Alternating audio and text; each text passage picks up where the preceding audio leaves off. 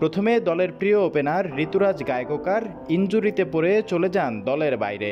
তারপরেই অধিনায়কত্বের চাবি ফিরে পান মহেন্দ্র সিং ধোনি। তার নেতৃত্বে চেন্নাইয়ের হয়ে আবারও এক নতুন যাত্রা শুরু হয়, কিন্তু যাত্রাটা এতটাও সহজ নয়। আইপিএলে 5 বারের চ্যাম্পিয়ন হওয়া সত্ত্বেও চলমান মৌসুমে চেন্নাই সুপার কিংসের অবস্থা একেবারেই বিধ্বস্ত। এ যেন এক দুঃস্বপ্ন। ব্যাটিংয়ে দুর্বলতা, ফিল্ডিংয়ে অদক্ষতা এবং বোলিংয়ে লাগামহীন ছন্দহীনতা। একটি ম্যাচেও চেন্নাই ধরে রাখতে পারেনি নিজের ঐতিহ্য। তবে ধোনি চুপচাপ বসে থাকার মানুষ নন।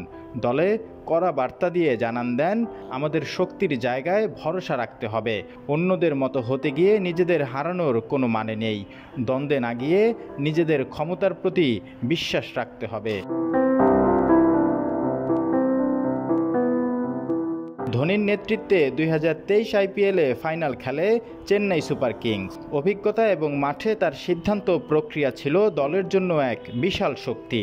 যদিও ধোনি মাঠে নিজের ব্যাটিংয়ের সময় কিছুটা সংগ্রাম করেছিলেন, কিন্তু তার নেতৃত্ব এবং ম্যাচের গতিকে ধারণ করার ক্ষমতা ছিল অবিশ্বাস্য।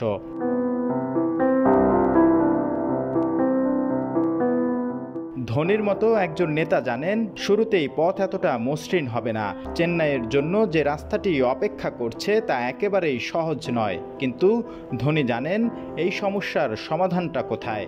চেন্নাই কি সত্যি ধোনির নেতৃত্বে আবারও ঘুরে দাঁড়াতে পারবে?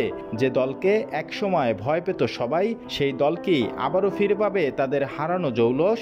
নাকি চলমান আইপিএল থেকে 5 বারের চ্যাম্পিয়নরা বিদায় নেবে নিঃশব্দে, নীরবে?